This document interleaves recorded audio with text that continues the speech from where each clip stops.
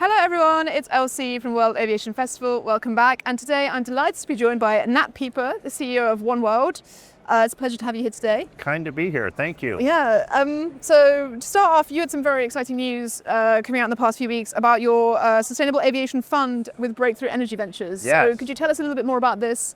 What is the purpose of the fund? What do you hope to achieve? Absolutely. Elsie, one of the reasons airlines join alliances is to together solve items at scale. And every airline on the planet, and especially, our member airlines too, are trying to figure out what do we do with our sustainability goals? How can we collectively put forces together to try to achieve the targets that we've laid out there? And so my task as the CEO of oneworld is to figure out how to deliver value to our members. And had some discussions. We've got amazing sustainability experts at several of our member airlines. They meet regularly.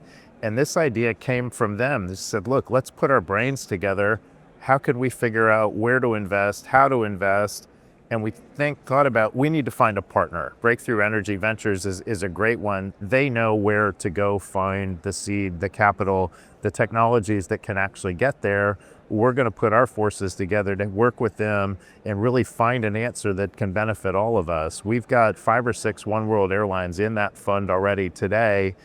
We think we'll probably get another 4, 5, 6 more. We've got interest from industry forces as well, some of the manufacturers.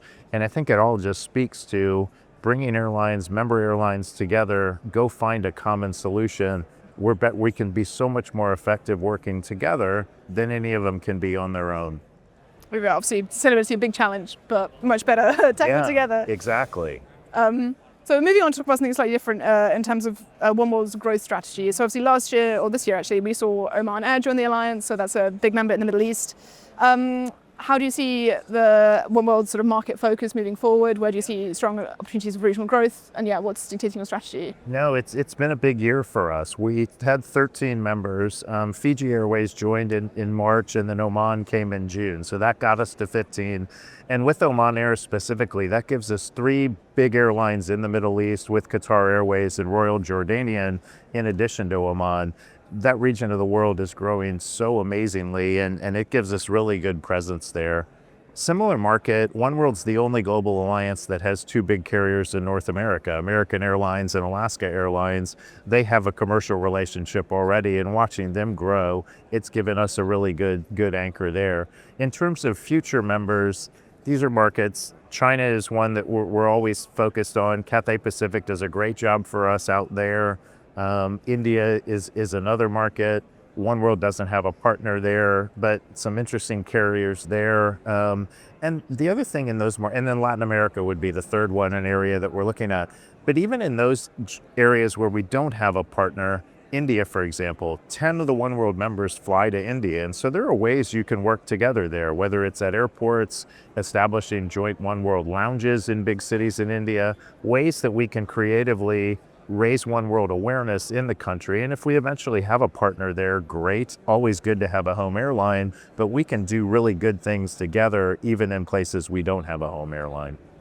Nice. It's funny that you mentioned lounges, because I know you're speaking at this event about creating a sort of unified, elevated customer experience, and obviously lounges are part of that and sort of the pre-flight strategy. So you could tell us a bit more about these sort of plans. What do you think will be key in creating a top experience for travelers moving forward? And how do you sort of implement that strategy across such a geographically disparate group? Yeah, no, it's fun. So 15 global airlines all over the world. And if I'm a guest, I fly a ton. I'm sure you do too. We all do. The offering that we want to deliver is this global network that is stitched together with 15 unique airlines. From a guest perspective, that needs to be delivered as if it's served all by the one airline. So whatever oneworld app you want to use on your itinerary, if you're flying just one oneworld carrier, or maybe it's 2, 3, or 4, it needs to be all the same. You don't want to go to one app for one flight, then have to go find another one. Where's my bag? Can I get into a lounge? Every step of the customer experience, we want it to seem as if it's all offered by one airline. And so there's so much behind that, but that's really the goal. That's the North Star that we're really focusing on delivering.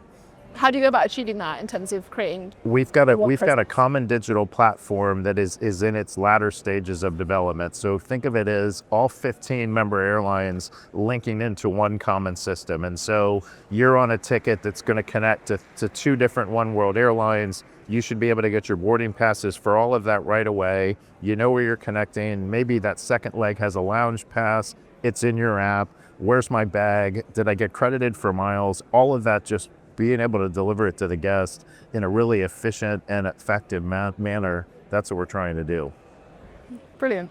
And the last thing I want to talk about, obviously oneworld has been named as the official airlines partner of our Aviation Festival Americas event next year in 2026 in Miami. So yeah, could you share us a little bit more about this partnership, what you want to achieve, the kind of things you're excited about for the event next year? Sure, super excited about that, to work together. As I shared earlier, this is my first time at the World Aviation Festival, and coming and seeing it, amazed. The expectations, it's exceeding them.